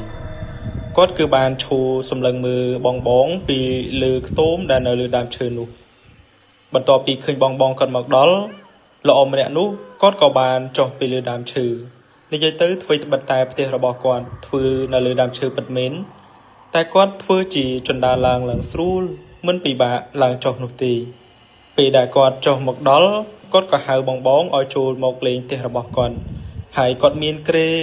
ដែលធ្វើពីឈើនិយាយរួមទៅគឺដូចជាអ្នកស្រុកភូមិនៅខាងក្រៅយ៉ាងអញ្ចឹងគ្រាន់តែគាត់រស់នៅក្នុងព្រៃហើយក្រឡេកមើលទៅជុំវិញផ្ទះរបស់គាត់វិញភាគច្រើនគឺសុទ្ធតែជាស្បែកសត្វក៏ដូចជាសាច់សត្វដែលគាត់បានដាក់ហាលបន្ទាប់មកក៏ឃើញមានលោកអ៊ំស្រីម្នាក់រួមទាំងកូនប្រុសរបស់គាត់បានដើរចេញមកពីក្រោយផ្ទះបន្ទាប់មកក៏មានឃើញអ៊ំស្រីម្នាក់និងកូនប្រុសរបស់គាត់ម្នាក់វ័យប្រហែលជា22ទៅ23ឆ្នាំបងនៅពេលដែលឃើញចឹងពួកគាត់ក៏បានធ្វើការគោរពទៅកាន់អ៊ំស្រីម្នាក់នោះតាមពិតទៅគាត់គឺជាបងប្អូនលាវដែលរស់នៅភូមិខាងក្រៅដែរប៉ុន្តែក្រោយពីដែលមានសង្គ្រាមមកគាត់ក៏បានចម្លៀសខ្លួនរត់ចូលមករស់នៅក្នុងព្រៃគឺនិយាយទៅកំសត់ណាសំបីតែអង្គមួយក្តាប់គាត់ក៏មិនមានហូបដែរជារៀងរាល់ថ្ងៃគឺពួកគាត់បរិភោគតែសាច់សត្វព្រៃតែប៉ុណ្ណោះគាត់មិនមានអង្គហូបនោះទេហើយមិនចាំយូរឡើយបងហានគាត់ក៏បានយករឿងរបស់បងកណ្ដោដែលបានបាញ់សត្វឈូសនោះនិយាយរៀបរាប់ទៅកាន់លោកអ៊ំម្នាក់នោះឲ្យគាត់ដឹងលោកអ៊ំម្នាក់នោះក្រោយពីដែលគាត់ស្ដាប់ពីដំណើរដើមរឿងរួចគាត់ក៏យល់គាត់មិនប្រកាន់ទោសបីបងកណ្ដោទេណាមួយគាត់មើលមកកាន់បងក៏ជាមនុស្សដែលស្លូតបូតមិនចង់បានរបស់គេដែរតែប៉ុន្តែគាត់គឺមានសាច់សត្វព្រៃច្រើនណាស់ប៉ុន្តែគាត់គឺមិនចូលចិត្តមនុស្សដែលលួចរបស់គេទេតែដល់ពេលបងហានគាត់បញ្យល់បែបនេះគាត់ក៏យល់បងហានគាត់បាននិយាយបញ្យល់ទៅកាន់អ៊ំប្រុសនិងអ៊ំស្រីដើម្បីឲ្យគាត់ទៅរស់នៅខាងក្រៅព្រោះស្រុកទេសឥឡូវលែងមានសង្គ្រាមដូចមុនហើយលោកអ៊ំម្នាក់នោះហើយនឹងគ្រួសាររបស់គាត់នៅពេលដែលដឹងដំណឹងមួយនេះគាត់ពិតជាសប្បាយចិត្តខ្លាំងណាស់ម្យ៉ាងវិញទៀតគាត់ក៏មិនចង់រស់នៅក្នុងព្រៃនេះទៀតដែរគឺគាត់រស់នៅទីនេះលំបាកណាស់ទៅហើយតែមិនដឹងធ្វើយ៉ាងម៉េចគឺមានតែមកលាក់ខ្លួននៅក្នុងព្រៃនេះតែប៉ុណ្ណោះមួយវិញទៀតគាត់គឺបាននិយាយប្រាប់អស់ហើយពីរឿងដែលគាត់បានប្រើទាហានខ្មោចឲ្យទៅចាត់ការបងនឹងឯងតែប៉ុន្តែទាហានទាំង3នាក់នោះពួកគេគឺជាទាហានខ្មែរក្រហមហើយមិនដឹងថាពួកគេមកពីណាទេគឺគេបានរត់ចូលមកដល់ព្រៃនេះថែមទាំងព្យាយាមសម្លាប់មកកាន់ក្រុមគ្រួសាររបស់គាត់ទៀតទើបបានគាត់តបតទៅវិញរហូតសម្លាប់ពួកគេបានហើយគាត់ពិតជាសរសើរទៅកាន់បងហានខ្លាំងណាស់ដែលនៅក្មេងសោះតែចេះវិជ្ជាអាគមច្រើនថែមទាំងពូកែថែមទៀតហើយនៅថ្ងៃនោះអ៊ំប្រុសនិងអ៊ំស្រីរួមទាំងកូនរបស់គាត់ពួកគាត់ក៏យល់ព្រមដើម្បីធ្វើដំណើរត្រឡប់ចូលទៅកាន់ភូមិវិញហើយសាច់រឿងក៏សូមចប់តែត្រឹមនេះសូមអភ័យទោសរាល់ពាក្យពេចន៍ខុសឆ្គងនៅក្នុងសាច់រឿងបើសិនជាខ្ញុំបានពិសេសនេះទៀតទៅមានពាក្យពេចន៍លើសលប់ឬក៏ខ្វះខាតtrongចំណុចណាក៏សូមពុកម៉ែបងប្អូនមេត្តាអភ័យទោសផងសូមអរគុណសូមគោរពលាពុកម៉ែបងប្អូន